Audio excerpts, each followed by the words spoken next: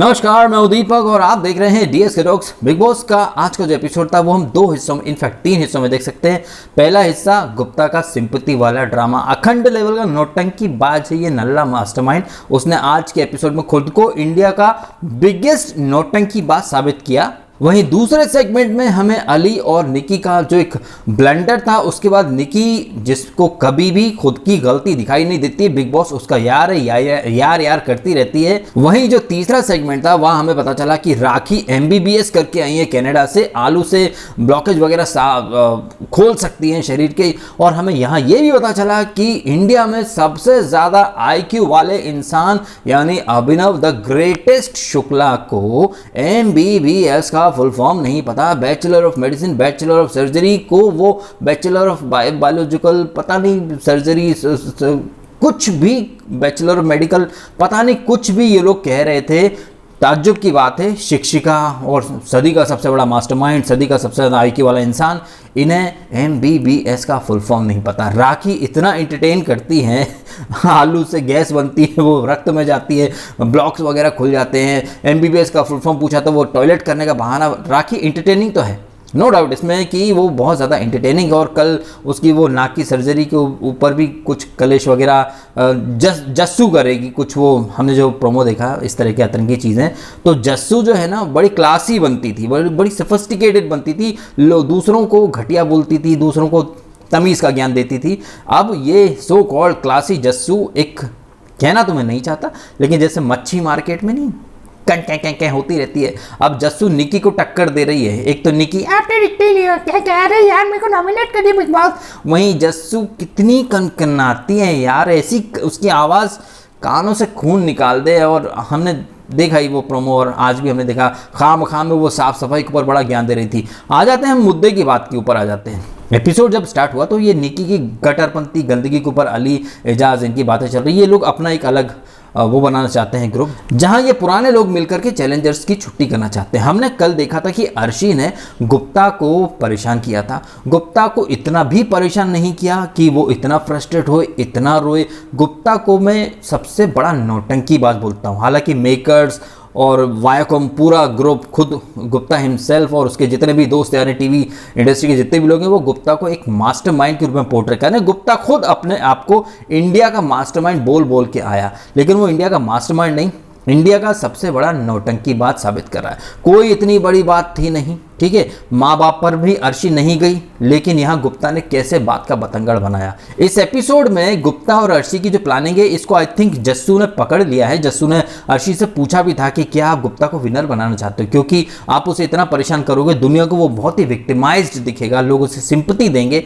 ये बात इसके जस्सू के दिमाग में आ गई है, जिसके बारे में बाद में राखी और अर्शी बात भी करते कितनी जहरीली है, इसे सब पता, बड़ी मासूम बनती है लेकिन बहुत डेढ़ शानी है।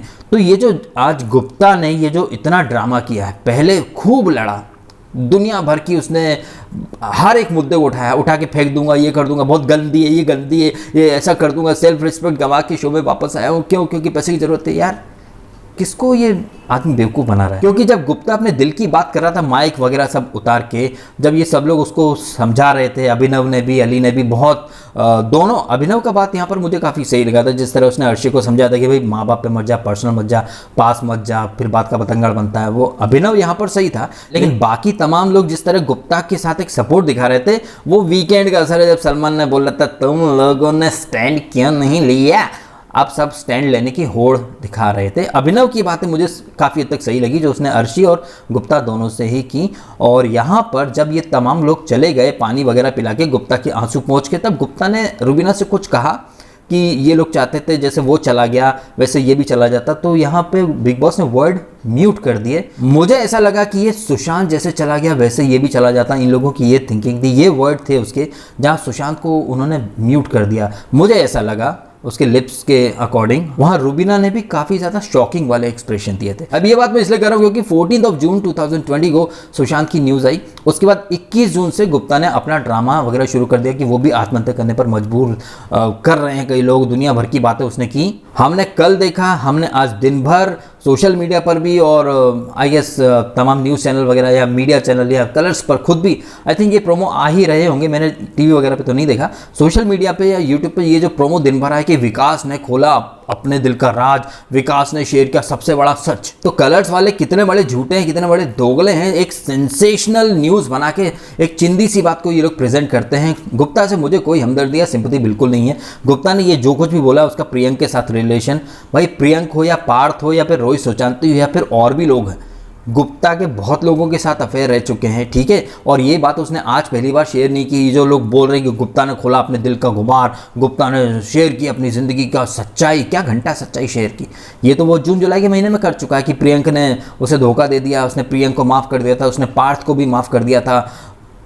किस किस के चिट्ठे खुलेंगे यार। गुप्ता क्या, गुप्ता का जो छोटा भाई है वो, ये सब एक जैसे ही हैं, ये डबल ढोल की हैं। जब ये बिग बॉस 11 में जब ये आया था गुप्ता, शिल्पा शिंदे और अर्शी इसको डबल ढोल की करेंगे जब हम जमा होंगे, जाने कहाँ होंगे। ये वर्ड से इसे बड़ी दिक्कत थी गुप्ता को, इसकी सेक्सुअलिटी के ऊपर इसने काफ़ी विक्टिम कार्ड खेले। आप एक बात बताइए, जब वो शिल्पा शिंदे या अर्शी या सीज़न 11 में जब इसकी सेक्सुअलिटी के ऊपर बातें होती थी तो सलमान गुप्ता को काफ़ी सिंपैथी देता था। अब जब गुप्ता ने खुद ही कबूल कर लिया कि वो बाइसेक्सुअल है, तो मतलब शिल्पा और अर्शी झूठी कैसे हो गई फिर, हैं? तब तो ये रो रो के मुद्दा बनाता था कि सेक्सुअलिटी के ऊपर सवाल उठा दिया। खुद भी तो अपनी सेक्सुअलिटी के ऊपर तमाम तरह से विक्टिम कार्ड खेलता है ये बंदा। खुद अपने मुंह से बोल दे कि वो बाइसेक्सुअल है तो वाह यार, takes guts to open up and talk about your sexuality, ये वो। बट कोई और बोल दे, हाउ डे यू यार, who give you the right to talk about the sexuality of someone, who give you the right, who are you to जज। But अगर वो खुद बोल दे तो तुम अप्रिशिएट करते हो। ये तो वही बात हो गई ना, जैसे ये टीवी पर ये लोग कमल में दंगल करें या कुछ भी करें, हैं, वो चलता है, वो उनकी चॉइस है। बट अगर हम देखकर वैसे के वैसे बोल दें तो यार हमारी लैंग्वेज पकड़ ली जाती है। ये अलग बात है कि जो लोग हमें हमारी लैंग्वेज के ऊपर ज्ञान देते हैं वही लोग कैरी मिनाटी बीबी की वॉइस देखते हैं, वहाँ नहीं बोलेंगे कि यार क्या लैंग्वेज है, वहाँ नहीं बोलेंगे कि कैरी मिनाटी कितनी नेगेटिविटी फैलाता है। वहाँ तो करोड़ों की तादाद में उसे सब्सक्राइब किया जाता है, देखा जाता है, शेयर किया जाता है। लेकिन हमारी ज़बान के ऊपर सबको दिक्कत हो जाती है कि हाउ डे यू, है ये हिम्मत कैसी तुम्हारी ऐसे शब्दों का प्रयोग करने की। ये तो सोच है हमारे यहाँ की। हमारे यहाँ कैरी मिनाटी या बीबी की वॉइस को लोग करोड़ों में देखते हैं, जबकि वहाँ सिवाय गंद के, गाली गलौज के कुछ नहीं है। लेकिन अगर हमारे रिव्यू में एक दो शब्द निकल जाते हैं तो हाय तो हंगामा बरस जाता। मतलब वही बात हो गई कि वो कत्ल भी करते तो चर्चा नहीं होती, हम आह भी कर दें तो हो जाते हैं बदनाम। खैर, यहाँ पर गुप्ता ने भर भर के सिंपैथी बटोरने की कोशिश की है। उसने वही सब बातें की जो वो पिछले 3-4-5 महीने से कर रहा है। प्रियंक की बातें, पार्थ की बातें, रिग्रेट करना, रिलेशनशिप, पैसा, 50,000 रुपये वो डॉग्स के ऊपर दे देता, अनाथ आश्रम में देता था, कोई अपनी मम्मी को नहीं देगा, उसे ज़रूरत थी। अरे इतना झूठ बोल रहा है। कल से सोशल मीडिया पर कुछ खबरें चल रही हैं कि जैसे पिछले साल रश्मि और अरहान को बाहर की बातें करने के लिए 50 लाख रश्मि देसाई को दिए गए। मुझे नहीं पता ये कितना सच है कितना झूठ है, ये सोशल मीडिया पे चल रहा है बस। सिमिलरली यहाँ पर गुप्ता को भी ज़्यादा पैसे दिए ही होंगे। अब मुझे समझ में नहीं आ रहा है कि क्या ज़रूरत है गुप्ता को अपनी ये बातें करने की। ये बातें तो वो काफ़ी पहले कर चुका है। ये कुछ और नहीं है, चैनल टीआरपी के लिए ऐसी चीज़ें यूज़ कर रहा है। गुप्ता को पर्पसली लाया ही इसलिए गया है। और गुप्ता अब जो भी, जैसे कि राहुल वैद्य के लिए तो सलमान ने भगोड़ा शब्द का इस्तेमाल करना शुरू कर दिया है। उन्होंने डेफिनेशन दे दी है कि जो भी सीजन छोड़ के बीच में गया वो सब भगोड़े हैं। तो अब से विकास गुप्ता भी भगोड़ा है, राहुल को तो ये लोग भगोड़ा बोलते ही हैं। और मैं मन्नू पंजाबी वापस आ रहा, उसको भी भगोड़ा ही बोलूँगा। रीज़न कैन बी एनीथिंग, बीमार हो, ये हो, वो हो, अली भी भगोड़ा ही बोला जाएगा। क्यों? क्योंकि भाई होस्ट ने कह दिया कि आप गए शो को बीच में छोड़ के तो सब भगोड़े हैं। तो विकास गुप्ता भी भगोड़ा वापस आया। क्या सलमान के बम में दम है कि विकास गुप्ता को भगोड़ा बोल सके? क्या सलमान के बम में दम होगा कि मन्नू पंजाबी को भगोड़ा बोल सके? रीज़न कैन बी एनीथिंग भाई, बीमार सब गया तेल लेने। अब इसके डिफेंस में कोई कुछ भी बोले, लेकिन जो शो को बीच में छोड़ के गया वो भगोड़ा है। सलमान ने ये एक बेंचमार्क सेट कर दिया है, तो हम तो अब उसी के आधार पर लोगों का नामकरण करेंगे। एक भगोड़ा मन्नू पंजाबी जो बीमारी का बहाना बना के बाहर आया, रिव्यू वगैरह कर रहा है, सब बाहर से देख रहा है। अब घर के अंदर आएगा तो भगोड़ा रिटर्न्स। बीबी धर्मशाला में सुना है कोई डबल इविक्शन की भी कुछ चर्चाएं हो रही हैं, क्योंकि जिस तरह से आज नॉमिनेशन हुआ है, हमने देखा कि नॉमिनेशन प्रक्रिया जब शुरू हुई, बिग बॉस ने क्लियरली बोला था तंबोली को कि ये जो प्रक्रिया है यहाँ नॉमिनेट नहीं, यहाँ सिर्फ सेव करना है, बाहर जाकर ना आप बोलोगी और ना ही कोई इशारे करोगी। लेकिन इसने तंबोली ने बाहर जाकर अपनी पलकें झपकाकर अली की बात की एक सहमति दे दी कि हाँ अंदर बचाने की प्रक्रिया चल रही है, जिसके ऊपर बिग बॉस ने अली से भी पूछा कि अली आपसे निकी ने क्या बोला ना। बिग बॉस को इसे पता चल गया था तो टास्क वहीं खारिज हो जानी थी, लेकिन बिग बॉस ने ये टास्क कंटिन्यू की तो हमें पता चला कि अभिनव जो है, जिसको कि जास्मीन ने सेव किया, लेकिन अभिनव ने जास्मीन नहीं राहुल महाजन को सेव किया। और वो राखी सावंत जो घर में सबसे ज़्यादा एंटरटेन करती है, उसे उसके दोस्तों ने ही सेव नहीं किया। तो आप समझ जाइए कि यहाँ पर लोगों की मेंटेलिटी क्या चलती है। यहाँ डील वर्सेस नो डील चलता है। हमने देखा कि जब पिछले वीक की शुरुआत हुई थी तो ये निकी राहुल वैद्य के ऊपर डोरे डाल रही थी। इस वीक की शुरुआत में ये अभिनव के ऊपर डोरे डाल रही थी कि राहुल की प्रायोरिटी तो जास्मीन और अली हैं, अभिनव आपके साथ रहती, तो अभिनव की प्रायोरिटी में तुम कहाँ हो? अभिनव की प्रायोरिटी में तो रुबीना पहले रहती है हमेशा, और उसके बाद जास्मीन, अब तो खैर राहुल महाजन अभिनव की प्रायोरिटी बन गए हैं। इस टास्क को बिग बॉस ने जब कराया, इसके बाद जब बिग बॉस ने सबको नॉमिनेट कर दिया तो अपनी गलती कबूल करने के बजाय किस कदर ये गुर्दे छिल गए थे जास्मीन के भी और निकी के भी। निकी और जास्मीन दोनों अब एक ही बेंच पर बैठी लड़कियां लग रही हैं, जिनकी बॉडी लैंग्वेज, हाव भाव, बोलने का तरीका एकदम थर्ड क्लास है। एंड स्पेशली निकी जब वो गई थी उसके पहले तो भी वो खुल के खेलती थी, अब तो वो ऐसा कि किसी के भरोसे पर ही चल रही है। वो जो पैशन था, वो डेडिकेशन थी, डिटर्मिनेशन थी, वो सब अब साइड में चला गया है। और कहीं ना कहीं बाहर से वापस आकर निकी ने अपना खेल ऊपर उठाने के बजाय और नीचे ही घुसेड़ लिया है। अब डील के चक्कर में वो किसी से भी मिल रही है, किसी के भी साथ अलायंस बना रही है जिनके साथ उसका डे वन से कभी कोई इक्वेशन था नहीं। हर वीक वो इक्वेशन चेंज कर रही है, हर वीक क्या हर दिन। कभी अली क्रश था, अली से पंगा, फिर राहुल से दोस्ती की तो अब राहुल प्रायोरिटी में नहीं है, अभी अभिनव, फिर अभी आज हमने विकास गुप्ता से भी उसके नहीं है कि दो बॉन्डिंग देखी जहाँ विकास गुप्ता रात को इतना रोया, सुबह इतना ड्रामा किया, उसके बाद वो गाना गा रहा है, दिल को तुमसे प्यार हुआ पहली बार हुआ मैं भी, ऐसे कुछ गाना था ना। ये निकी और विकास की अपनी अलग बॉन्डिंग। तो ये रहा है इस एपिसोड का एक पूरा लबोलबाब। नॉमिनेशन टास्क में सब नॉमिनेट हो गए। नॉमिनेशन टास्क जब खत्म हुई इसके बाद मुझे राहुल वैद्य का एक जो स्टैंड था वो बिल्कुल समझ में नहीं आया। कहीं ना कहीं यहाँ पर राहुल वैद्य बहुत ही ज़्यादा नेगेटिव गया। राहुल दूसरों से क्यों पूछ रहा है, जैसे कि अभिनव ने जास्मीन को सेव क्यों नहीं किया, और अगर अभिनव या फिर फॉर एन एग्जांपल अर्शी, उसने अर्शी से पूछा था कि अर्शी आपने राखी को सेव क्यों नहीं किया। आपने भी तो, राहुल वैद्य ने खुद ने भी तो सोनाली जी को सेव नहीं किया, जबकि सोनाली जी तो उसे कप्तान बनाने के लिए खड़ी हो गई थी और यहाँ सोनाली जी अपसेट भी थी। तो अगर राहुल वैद्य किसी से पूछे जैसे अर्शी से या अभिनव से और वो पलट के जवाब दे कि तेरी मर्जी से नॉमिनेट करेंगे क्या, तो राहुल को बुरा लगता है। लेकिन जब राहुल से ये सवाल पूछा गया कि तूने निकी को सेव किया, तूने जास्मीन को क्यों नहीं किया, तूने सोनाली जी को क्यों नहीं किया, तो राहुल वैद्य बोलता है कि वो क्या तुमसे पूछ के करेगा क्या। तो यहाँ राहुल वैद्य कहीं ना कहीं खाम में मुद्दा क्रिएट कर रहा था, या खाम में एक ऐसी चीज़ पकड़ रहा था जिसमें गलत तो वो भी है। उसने भी तो जास्मीन की जगह निकी को या सोनाली जी की जगह निकी को सेव किया, तो वो दूसरों से क्यों बोल रहा है कि तुमने उसको क्यों नहीं किया, उसको क्यों नहीं किया। और अगर राहुल वैद्य से यही सवाल कोई पूछ दे तो राहुल वैद्य के गुर्दे छिलते हैं। तो कहीं ना कहीं इस पर्टिकुलर सिनेरियो में तो राहुल वैद्य ही गलत लगा है। उसे कोई हक नहीं था पूछने का कि भाई तुमने उसको किया, उसको क्यों नहीं किया। अब जब तुमसे पूछा जा रहा है तो तुम गुस्सा कर रहे हो, गुर्दे चल रहे हैं कि तुमसे पूछ के नॉमिनेट करूंगा क्या, ये करूंगा क्या, तुम अपना देखो। तो वो भी अपना देख रहे हैं, वो भी अपना देख रहे हैं। तो आप ये पूछने का हक आपको किसी ने नहीं दिया कि आप किसको कर रहे हो, किसको नहीं कर रहे हो। आप लीड बाय एग्जाम्पल बोलते हैं ना, लीडिंग बाय एग्जाम्पल। आप खुद भी तो वो चीज़ करो जो आप दूसरों से करवाना चाहते हो। खैर इसी दौरान हमने MPL का एक क्रिकेट वाला टास्क देखा, जहां राहुल वैद्य ने अपनी सिंगिंग तो खैर उसकी बहुत उम्दा है ही, उसका क्रिकेट बहुत लाजवाब है। उसने कितने पहले राउंड में 17 एंड देन 25 42 रन्स मारे, और राहुल महाजन हर बॉल पे बोल्ड हो रहा है। राहुल वैद्य ने काफ़ी अच्छे शॉट मारे, या कवर ड्राइव मार रहा है और स्ट्रेट ड्राइव मार रहा है, बढ़िया शॉट खेले।